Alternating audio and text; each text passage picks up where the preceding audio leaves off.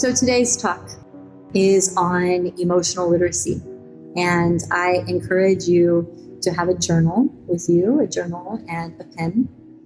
And if you don't have a journal or a pen, then I encourage you to write on your computer. You can write this in an email document or in a Google Doc. But I want us to move through a process together today. And even though this is a talk and I'm offering information and insight towards emotional literacy, I want for you yourself in your homes or wherever you might be tuning in from to really get in touch with your emotional landscape, your internal emotional landscape, and to give it new language.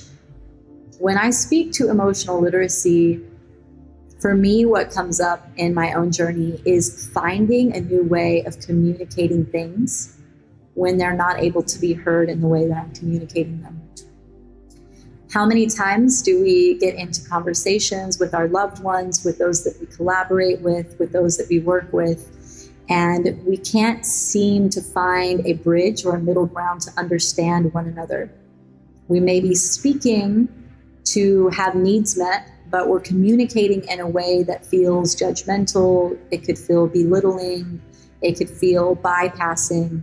And so at some point, the individual speaking or the individual listening tunes out to what the other person is saying, and the communication is lost. And what I find here is that bridge between the two of us has now been, for the moment, destructed. You know, there's a blockage here. We're no longer able to hear each other. Our voices get louder, our speech gets faster, and we're unable to clearly communicate what's happening in our internal world without possible projection on the other side. So something that I started to tune into on my own journey, and something that I offer students that I work with and clients that I work with and myself, is finding another way to communicate the same thing, but in poetry or in dance or whatever it may be. And so the journaling topics that we're going to do today together, the processing, we're going to do very short written prompts. And maybe you've never written before and you've never written about your emotions. And I encourage you to not tune out because you hear me say that, but to really tune in and say, this is something different. If it's something different, maybe it leads me to the same place, but on a different path. Let me work with this. So I speak about, emotional literacy a lot of times as finding a way to find the poetry in your pain. Because a lot of times when we're communicating, we're both wanting the same thing. At the base of the communication is we're wanting connection. We're wanting to be seen. We're wanting to be heard. We're wanting to feel loved. We're wanting to feel accepted. But what might be coming out is, you did this, you did that, you didn't do this, you didn't do that. And what's really desirable there beneath the surface gets lost because there's a lens, there's a certain flavor, a rasa, as we say in yogic Sanskrit, a flavor of what we're filtering our words out towards the other person. And if I'm feeling hurt, if I'm feeling disappointed, anything that I'm communicating is going to have that flavor, that rasa of disappointment, that rasa of sadness. And so if I can find the poetry in my pain, and I can go into my internal landscape and I can slow down a little bit, and I can metaphorically or poetically or find new ways to communicate the pain that I'm experiencing to the person in front of me, they might be able to hear me in a way that they haven't heard before. So this is the beauty of emotional literacy, is that semantically and linguistically, like, our world is fueled by words. This is what we live for. It's how we communicate. We're attached to the languages that we speak, by the accents that we speak them from.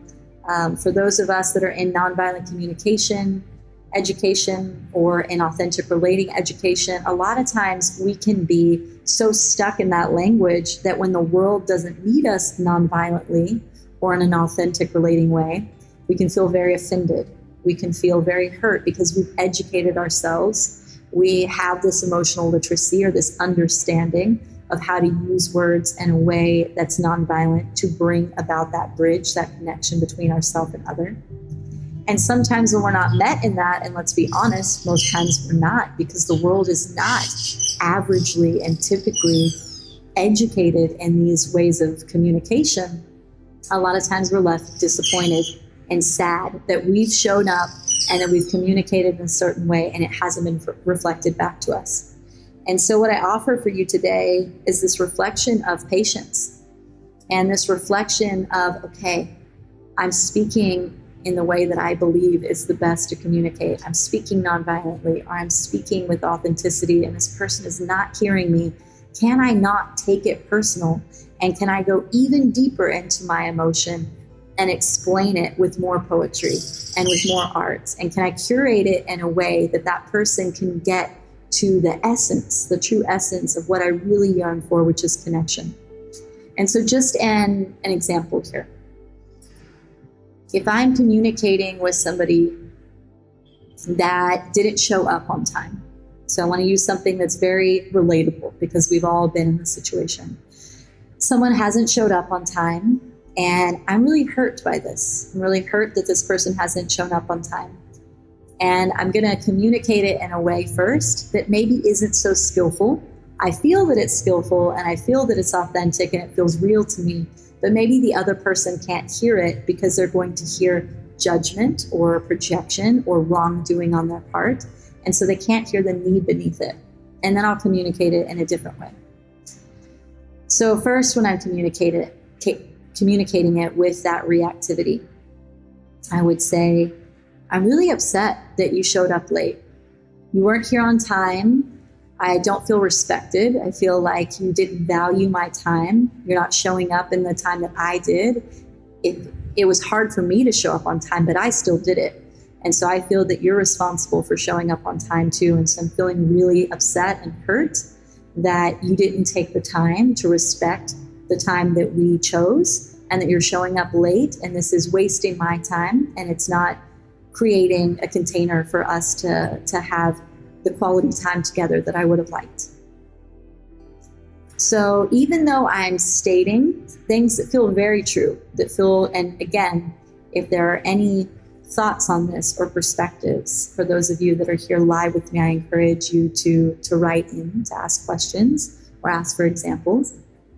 The person on the other end could have heard, I didn't respect you, I wasted your time, that I didn't respect the container for quality time here. So there could be a lot of wrongdoing in this. And so if I'm on the other end of this, it might be really hard for me to receive this because it feels as if I'm being judged and what's being communicated is I've done something wrong. So what can happen here is maybe I can go in a little bit deeper. So this person that's on the side who feels disrespected because their time has been wasted, yeah, you could feel shaming. You could feel shaming the way that you're saying it. What I'm going to do now is I'm going to go in and I'm going to try to find the poetry in my pain and explain what it really feels like for me so that the other person isn't wrongdoing. It's not their fault, but I want them to understand how it feels for me. So I'm going to dig deep. Okay, thank you for showing up. I want to communicate with you like the process that I just went through when you weren't here at the time that we agreed upon.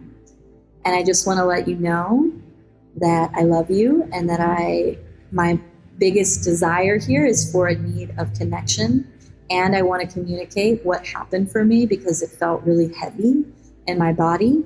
And I would like for you to understand that moving forward so that we can connect deeper. What happened for me is I noticed that a fear came up for me around, this is historic for me, this has happened before, and it brings up a lot of pain for parents and family members not showing up on time to things that I had when I was younger. And in those moments, there's this fear that the person I love isn't going to show up for me. And so this came up and it felt like, it like really stung. It felt like a deep, like stabbing feeling in the stomach and like a racing, like a nauseousness in my belly, and my chest felt really tight. And I can still feel that right now. And so I just want to speak to that because I know that that wasn't your desire for me to experience, but it feels so heavy for me. And even as I speak it, I feel lighter, and I can see on your face empathy, because I know that that's not how you want me to feel. And I just want to communicate this so that you understand like what it brings up for me when you're not here at the time that we chose, because it's so important to me, this connection that we have. And there's just this feeling, like this heavy feeling, kind of like heavy feeling, but also like a really sharp, like nauseousness in my stomach. And so what I would ask for us now is just to take some breaths together so that I can become more present, and that we can start this connection together from a new place. And I don't want to take this into our future, into the present. So if you could just breathe with me, that would be really helpful. And then you can breathe with them. And maybe, and again, this is not going to work in every situation. I want to be very honest about that. We live in a time where people still will take things very personally, and they might not be there to understand your process. But we have the choice to choose who we communicate with. And I think we can ask at the beginning, do you have the capacity to just hear and receive what came up for me when you weren't here on time? And then if they say, yes, I have the capacity, you can say, I just want to take 2 minutes to clear this, and then we can move forward. And then you move forward. I think a lot of times people feel that they're going to get pulled into an emotional process for 20 minutes or up to an hour. But if we can say, hey, I just have this thing coming up for me. It feels real. It feels heavy. But if you can give me 2 minutes to just explain what's happening for me internally, I can process that. We can breathe together and we can move on.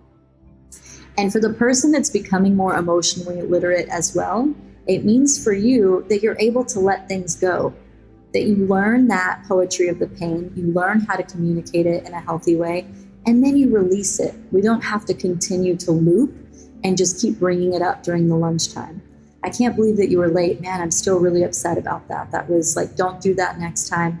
Like, no joking. We're not joking about this thing that could be tender for the other person now, especially if they felt like we've shamed them or they felt blamed. We speak our emotions, we put it into that process, we take into account what's happening somatically in the body, we breathe, and then we release it. So we let go of judgment, we take accountability for what we're feeling, we see the history of it.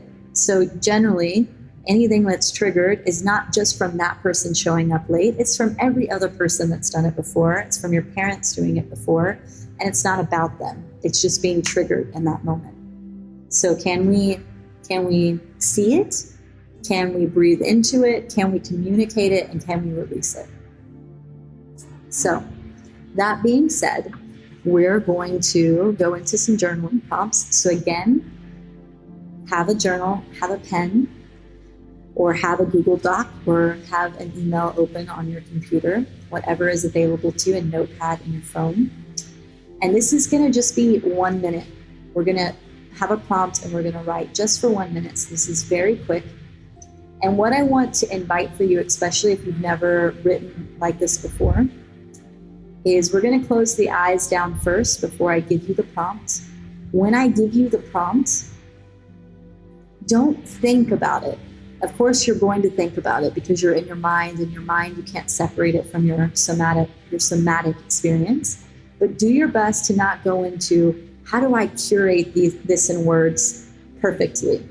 If you can go instead into your body and feel what those words feel like in your body, what emotion that brings up, where that emotion lives in your body, if it's warm, if it's cold, if it's searing, if it has any kind of pain with it, or any kind of sharpness to it, or softness, or whatever texture it might be, look for the feeling of it, the sensation of it, and then begin to write. And as you write, don't edit, just write. Stream of consciousness writing for that full minute.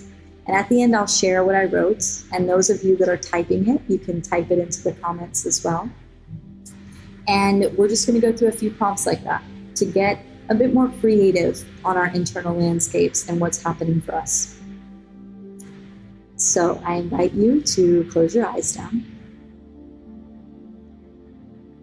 And take a few breaths. So a deep inhalation and sigh out on your exhalation.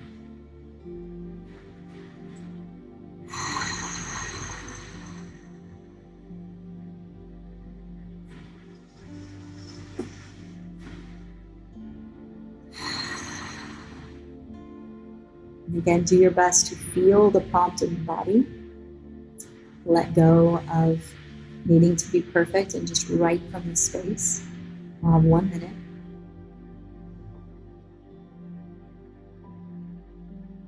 And when you hear the word, and this is the prompt, we're beginning the prompt. When you hear of the word safety, where does it live in your body, safety? How does it feel? What color is it? What is the texture? Is there a certain body part that it lives in? Does it permeate your whole body? What color is it? Safety. We're going to take just 1 minute here. And you can take that in whatever way you like. Safety.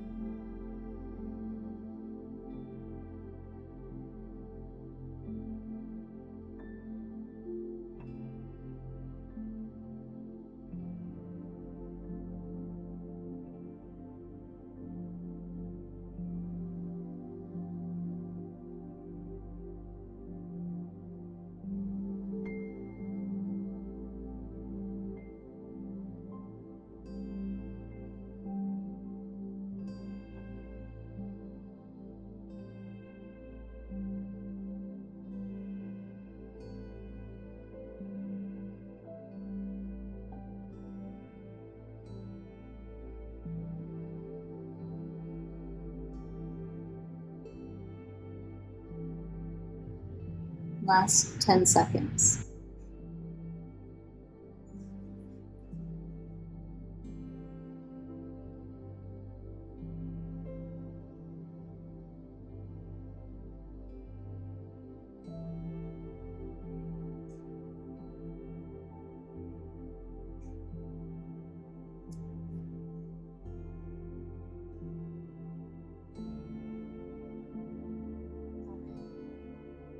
So pausing here, and I'll share.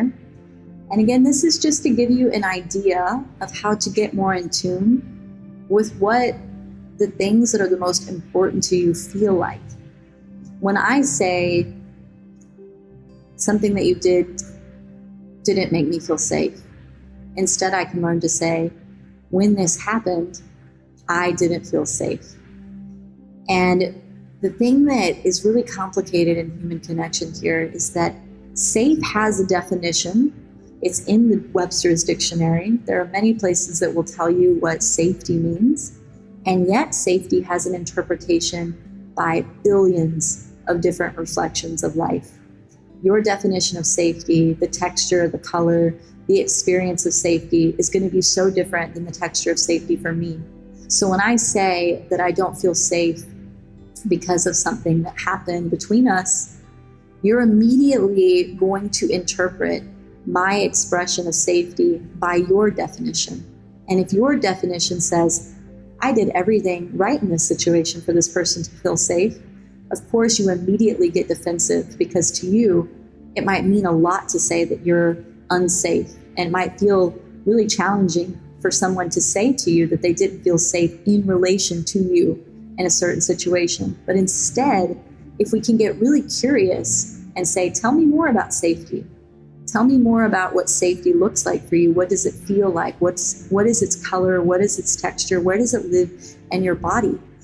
When you don't feel safe, what does that feel like in your unique expression? And our worlds become expansive when we get really curious about somebody else's definition of something that we know to be true. I know what trust is. I know what love is. I know what safety is. I know what fear is. You don't know. I know. I know the definition. I know the interpretation. But instead, if you can give me a definition of all of those things to you, how much more rich does my world become? How much more expansive does it become when you teach me the language of your emotion? So we're learning each other's emotional language, and this creates emotional literacy. So safety for me, what I've written here. Safety permeates my body while enveloping it in an orange-yellow warmth. It is a lover's embrace, the divine mother, the great nature. The forest is deep, the air is sweet. To feel safe is to feel seen, full, and touched by life itself. In safety, I can be anything and everything. I need everything and anything you need. I am bathed in brilliance and comfortable. So this is safety for me.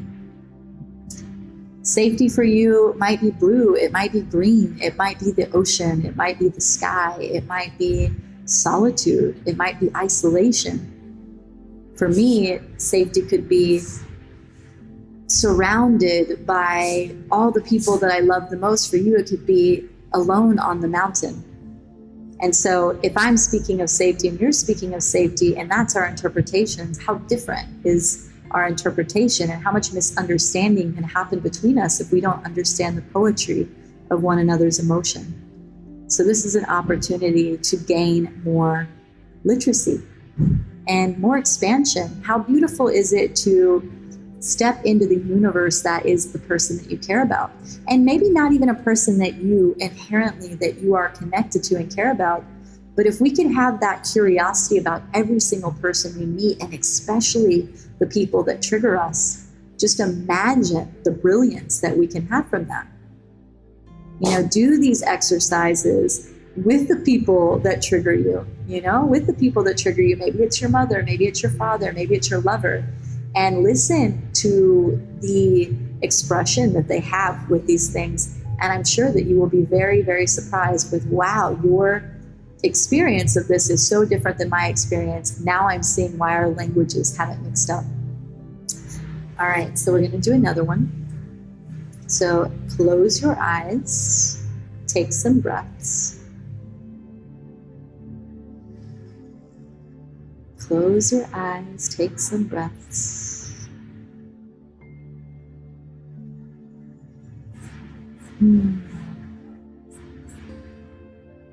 So now, the word that comes up, or the words that come up, is fear of disconnection.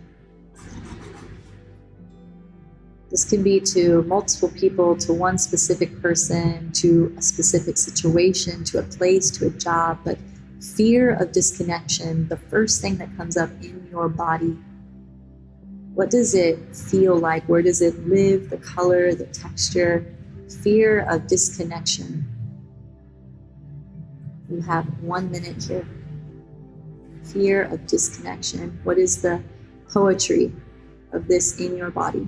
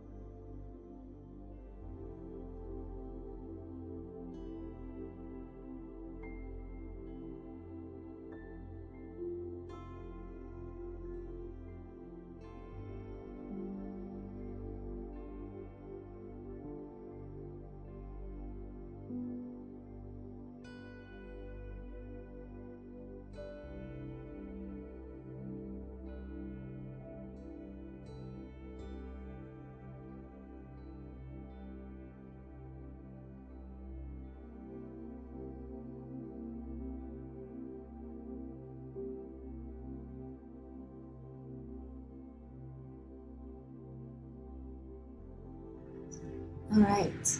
So last minute, or last second. I will read here. My fear. This one is big for me. So fear of disconnection. And I want to speak here as well in the poetry of our emotion. So many of us are feeling this uncertainty and this discomfort from the time that we're living in right now. And if we get really curious about what we're feeling, if we say, oh, I don't know what I'm going to do for work. I don't know the next time I'm going to see my partner who lives, in another country, in another part of the world, or I don't know if I'm ever going to get to travel again. I don't know if I have to get this vaccine, or I don't know this. When we get beneath that, a lot of times it's fear that lives there. And fear can be so destructive. We do so much in fear. There's so much reactivity that comes in fear. And when we can't understand one another, and when we're reacting and we're crying out and we're disappointed and we're angry and we're yelling and we're grasping onto our loved ones and our jobs and our situations and our homes and certain promises that the world made to us that aren't certain anymore. At the base of that is fear. And if we can give poetry to that emotion and we can explain it to one another, then it's not your anger that's being projected at me. It's not your sadness. It's not that you're grasping at me. I can understand that you're scared. And if I can see that you're scared, I can see like the child in you. I can see the innocence in you. I can feel love and empathy for the fear that you're experiencing, because I know fear. And we all have such a depth of emotion that arises from feeling fear. And we don't want one another to feel that. When we are in the deepest of our fear and it is grasping at us and it is burying us, when somebody else is in that fear and we can understand that maybe we don't speak their language of fear, but that they're experiencing a version of fear themselves, we can feel it in our bodies and think, I don't want you to feel fear. I want you to feel safety. And so we can hear more. And so a lot of emotional literacy is about slowing down and, again, getting curious and learning the expansive language of the people in front of you and how they experience different emotions, and not projecting your lens of fear, your lens of safety onto their world. And we become cosmic travelers. I am traveling into the universe that you are, and you are traveling into the universe that I am. And I am teaching you what it means to ride the wave of fear in my experience. And you are teaching me to ride the wave of safety in your experience. And we are becoming so much more emotionally intelligent and emotionally literate that it's so beautiful. So fear for me in my poem. My fear lives deep in my stomach. Gargled by a mass of vines and earth, the soil is dense and wet. I am suffocating. I am suffocating here beneath the mess. My mouth surfaces in moments for shallow sips of breath. My tongue is dry. I cry out, but my voice is muffled. I am small. Buried beneath the vastness of all, my chest feels heavy. My stomach is in ties. My fear is bound and binding. Release me. So can you imagine if you are my loved one and we are in a fight and we cannot find a bridge of connection between us, and we're at the edge of our connection. And in this moment, it is a moment of deciding if we're going to be together or we are not going to be together. And I am saying, I can't believe you would leave me. I can't believe that you're doing that. We had a promise. We made plans. I can't believe that you would do that. That's so hurtful. You don't care about me. All of that. If the person on the other end can say, are you feeling fear? Is that what's coming up for you right now? Can you take a moment and just tune in? Are you feeling fear? And if me in that moment and I'm feeling reactive and I could say, yeah, I'm feeling fear. I'm feeling a lot of fear that I'm losing connection. Like I'm in fear of disconnecting from you. And then you could say, can you tell me about that fear of disconnection? What does that feel like for you? And in that moment, if I could take 1 minute to go in and give poetry to my emotions and read this to my lover, Can you imagine the empathy that that person could feel for me and explain and see what it feels like to be in that fear of disconnection, and maybe be like, I don't want you to feel that. How can we get back to a place of connection? And we could do this back and forth and understand one another's worlds a little bit more and come to a place of deeper understanding. Maybe, just maybe, then we could keep the love that we had. Maybe we could build a bridge between the two of us and we can learn one another's languages. So this is the rasa, the flavor of giving poetry to your emotions and finding a new way of communicating, because sometimes it doesn't work that we can both communicate nonviolently or from a place of authentically relating or from a place of less reactivity. But each of us, being a human being, a sentient human being, and feeling emotions so deeply, we are all poets. When people come to my workshops or they work with me and they say, I've never written before, I don't know how to write poetry. The reality is that you are poetry. If you've ever felt sadness, if you've ever been depressed, if you've ever felt let down, if you've ever been brokenhearted, if you've ever longed for something deeply, if you've ever wanted something profoundly, then you are a poet, because that feeling, you know where it lives in your body. You know what it feels like to feel the tightness in the chest or the butterflies in your stomach or the nauseousness of losing someone that we love, or experiencing death of someone that we care about, or experiencing deep sickness. That is poetry. And if we can dive deeper into ourselves and we can bring that out and not project it onto the person that you make me feel this, you did something, this is why I'm experiencing it, but we can say, this is what I'm experiencing now, we can dive deeper into the richness of one another's worlds. So that is my small take on emotional literacy and the poetry of emotions, the poetry of pain. And I invite for you to give yourself these prompts when you need it. It doesn't take me being here to signal you into this process. Take 1 minute, time yourself, and tune in and go, oh, what I'm feeling right now is really uncomfortable. Like, what is this discomfort? And then give it a word, give it a prompt, and then write about it.